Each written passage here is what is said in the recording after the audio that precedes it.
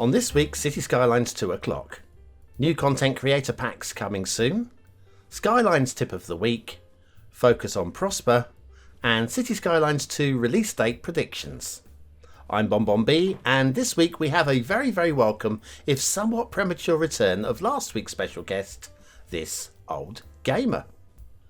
Well, hello, BonBonB. Thanks for having me back on. I had a great time last week. I'm glad to be in this premature state of returning to the program, and excited about this one as well. Yes, like I say, I'm always delighted to have you on the show, but of course I was hoping to rotate the guests, and as you are basically the only body available this week, I've got no option either that to talk to myself or to roll with you, and a roll with you is better than talking with myself, and it sounds absolutely horrendous, I know. Well, for the most part, and plus you get to help me level up in Rocket League. This is true. This is the plan. This is definitely the plan. You can check out my sick new car, but that's nothing to do with Cities Skylines. Oh, sorry. Yes. So, what we have, content creator packs are coming soon. There's new DLC coming soon.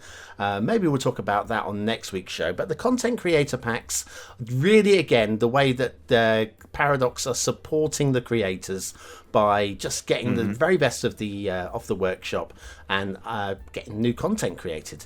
So let's briefly talk about Railroads of Japan. Now, all these content creator packs are coming out, due for release on the 23rd of May.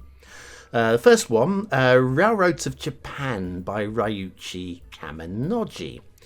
Now that pack will contain 4 railroad stations, 2 railroad trains, 6 metro stations, 1 metro train, 1 bus and 1 bus depot, 4 parks, 2 poppable buildings, 1 unique building, 1 police station, 13 props, and a decorative network. How does that whet your palate? It has indeed been wetted.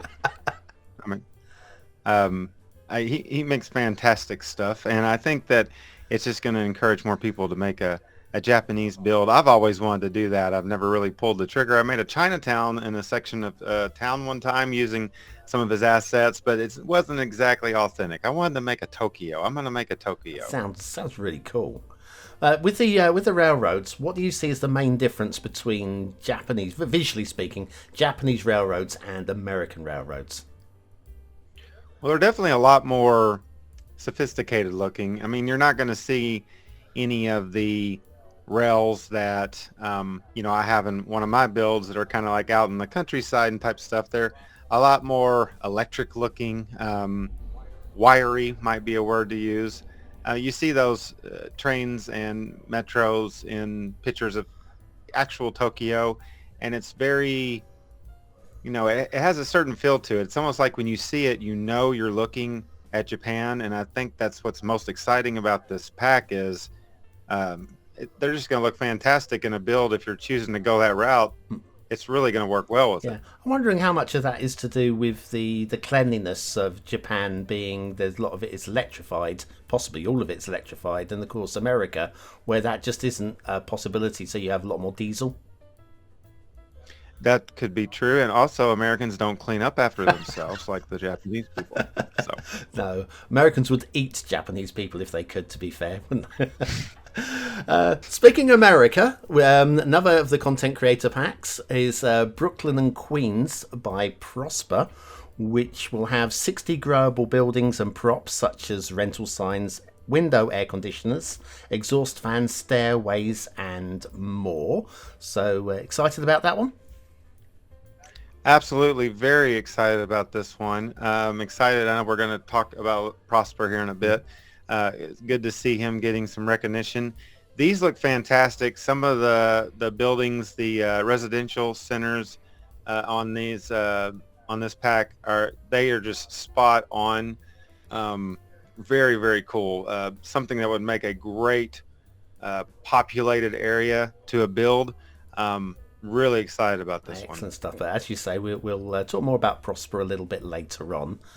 Then the third and final of the content creator packs is the Industrial Evolution by Ivania, old fan of the show, maybe friend of the show. I don't know if she's still a fan, but old friend of the show.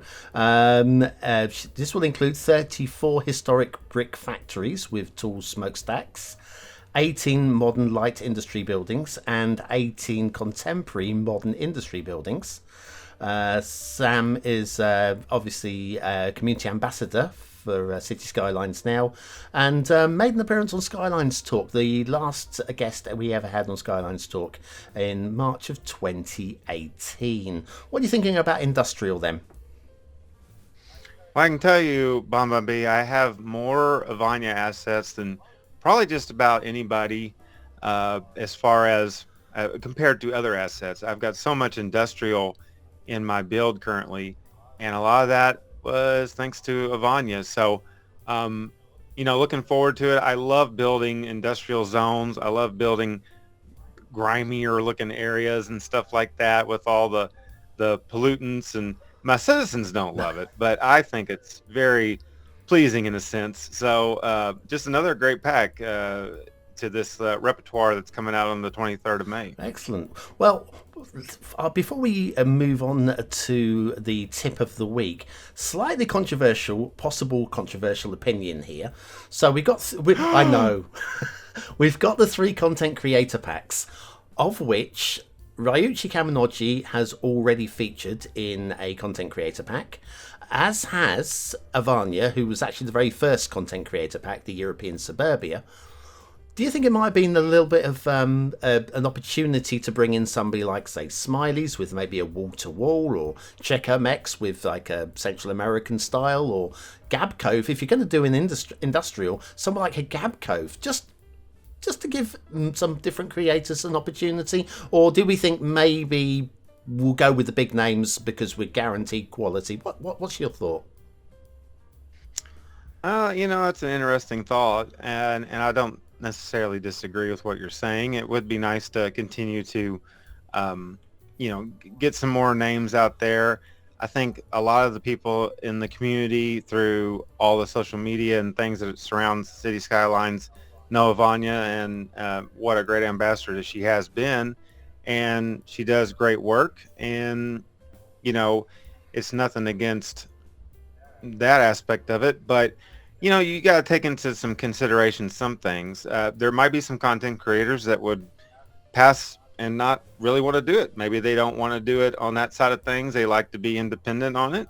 A lot of these content creators have Patreons, which I have supported in the past, because this kind of thing didn't exist before, where we had them collaborating actually with Paradox. So now that they are collaborating with them, I mean, I think that does, it's a good thing.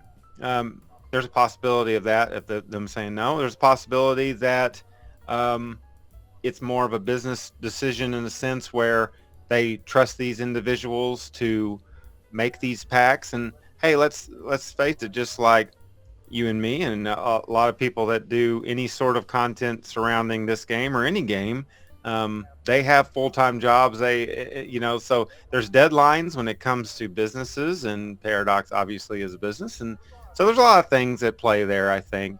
Overall, these content creators and these content packs by these creators is a very positive thing. But I see where you're coming from.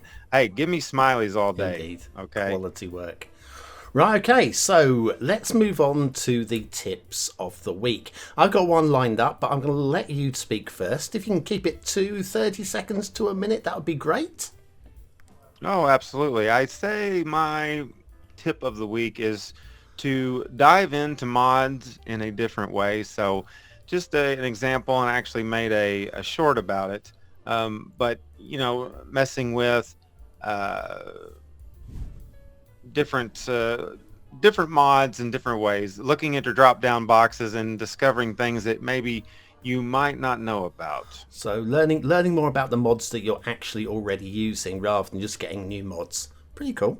Yes, and using them in a different way. In a different way. Well, maybe we can talk about that next time you're on the show. You can lead on that one. Absolutely. 2 years from now. Yes. Now, for me, I have covered this one sort of in one of my previous videos, but you know when you pop down a railway station, a passenger railway station, a train pulls in, Yes. the passengers come out, and then you have 300 passengers waiting at the bus stop right outside your station. How about this for a good way to reduce that by maybe 50%, legitimately 100% vanilla? And that would be to connect up the back end of your railway, which is on the other side of the track, via a footpath to the road behind the railroad. Passengers will then debark both sides of the railway station, and if you put a bus stop over there with clever road networking, that could split the amount of people waiting at each bus stop by about 50%. Yeah, I know. It's a great one, isn't it? Yes, that's a more thorough tip than I had. You can work on that next time. Anyway, yes. Right, so that was the tip of the week. Let's move on to Prosper. So Prosper, one of these new content creator packs is from Prosper. I've chosen to roll with Prosper because I think they're probably the least well known of the three creators, given first of all they've not been used before, very American centric assets as well, so certainly Europeans may be less aware of them. But if you are set with the video there, let's run VT. Right, so this very first building that we're going to be seeing, these are off of Prosper's workshop, is the Curtis building. It was originally uploaded in October of 2015. It was built in 1910 in real life, and it's not far from where you are in the world in real life, in a city called Evansville. Ever heard of that? Oh yes, I've been there numerous times for work and other occasions. Yeah. So anyway, yes, the Curtis building. Now, this was originally uploaded in October 2018, but it was updated in November of 2020.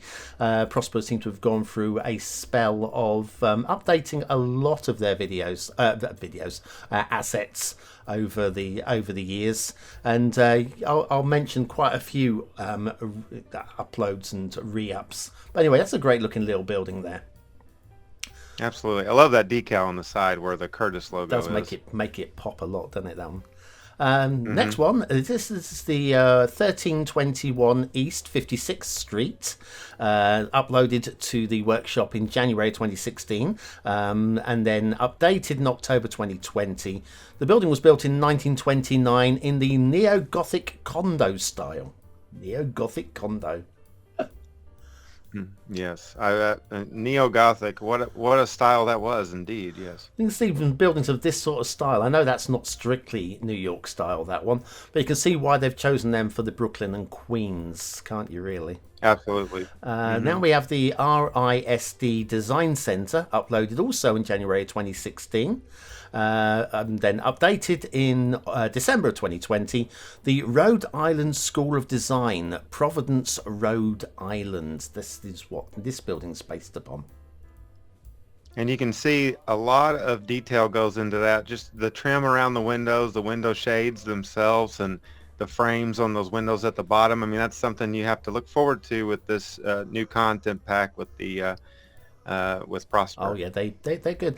They've also very similar in style in many ways to Darth. Right. Next one, this is the G Parker Loft. This was the uploaded in January 2016, updated November 2016. It's a residential high corner level 4x3 Rico ready with 9 homes built into it. Yes, this is really every building in Brooklyn right here.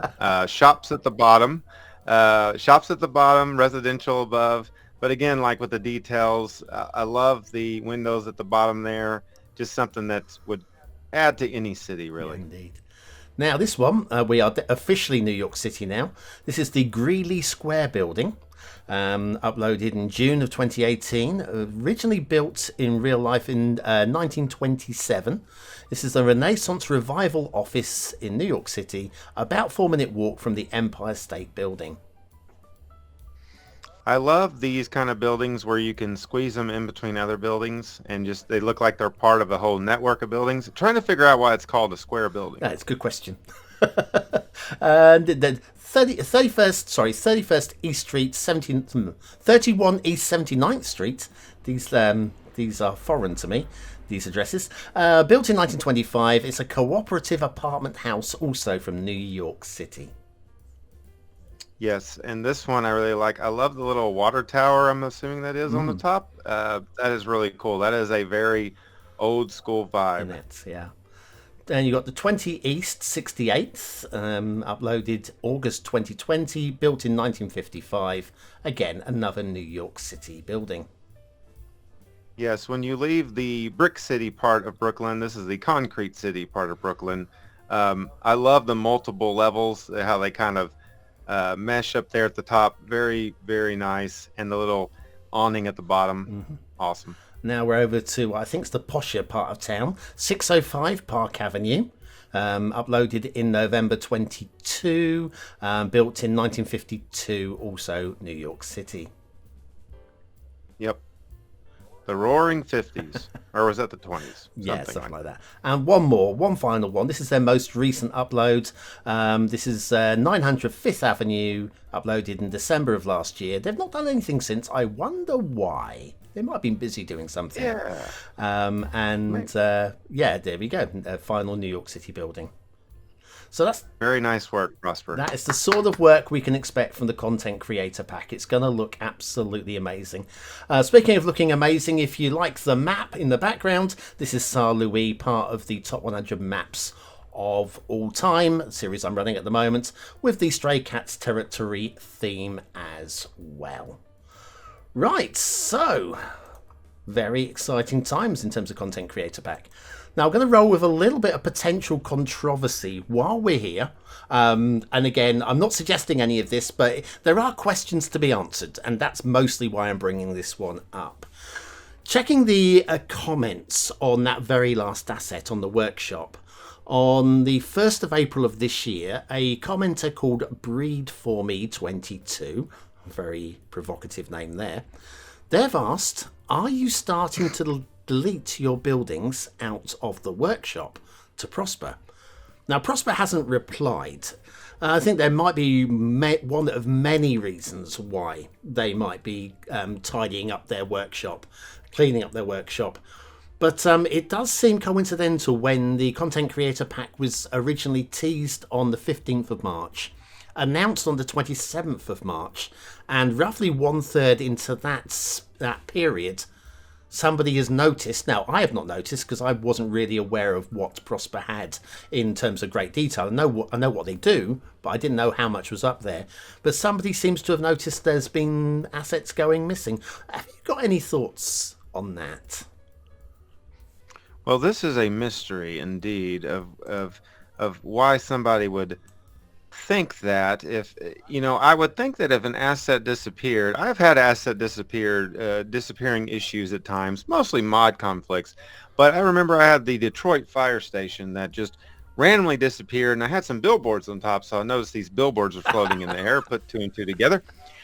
So yeah, I think that happens from time to time, but probably not a coincidence. But not sure why exactly you would pull those down. I mean, who pulled them down if they got pulled down? I mean, possibly. I mean, let's be positive. Possibly what they're thinking is the new content creator pack's coming out, and maybe these were buildings that they weren't very happy with, and they want to go back and update in their own time. Yes. I think that's the way of going. I mean, there will be, no doubt, other speculations, but anyway. Anyway, one last point of order, because we are running towards the end of the show now. Cities Skylines 2. Now, in 2021, I publicly predicted 2023 for the release of Cities Skylines 2. And a little star on my door for that one. However, absolutely, a couple of weeks ago, I got a message from Cameron via Facebook. And the message was, if you are such a Nostradamus, predict the exact release date of Cities Skylines 2. Which, of course, is an exact date. Rather than a pin in a year, it's like, okay, the date. of the month, of the week, of the year. So I am going to hedge my bets on this one. I'm going to give you a date, if I'll give you a couple of moments to think about what date you might roll with, but I'm gonna hedge towards Tuesday, the 10th of October. I think it gives enough time for the game to be promoted in the run up to Christmas, but also it means there's still enough time for updates and final tweaks and final playtesting, and there'll still be things wrong with it when it's released. So anyway, yeah, I'm going for the 10th of October this year. What do you think? Well, you said that you gave me a moment to make up my decision. I actually have got this. Ready for it? Ready?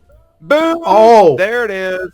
11/7/2023. And here's why. Yeah. It's a Tuesday, which is a general release date for games, generally speaking. Mm-hmm. But also, you could do something really cool, which I did not do, as you can see.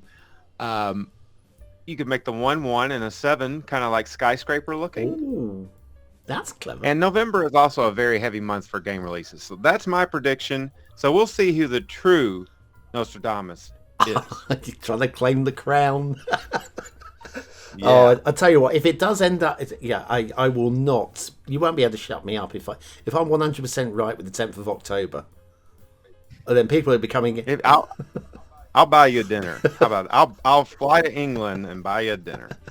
Oh, I don't know. I could just see people saying, "Can you tell us when Grand Theft Auto 6 is coming out?" No, leave me alone. Anyhow, we're into the last minute now. So if you've got any final point of order, now is the time to get it out of your system. Well, I just want to thank you so much for having me on again, and I'm sorry that your more popular person didn't show up and you got me instead. Well, the more popular person, like I say, they're struggling with health at the moment, so I'm not going to mention their names. I just want you to know that if you're watching this, you were my first choice. I didn't want this dude. Well, our thoughts are with that individual. Indeed. Well, that's it. Join me next week for more Cities Skylines 2 o'clock, where hopefully we won't have this old gamer. Hey! I've been BonBonB. He's been this old gamer. Bye-bye! Bye. Have a great week. Thanks for watching.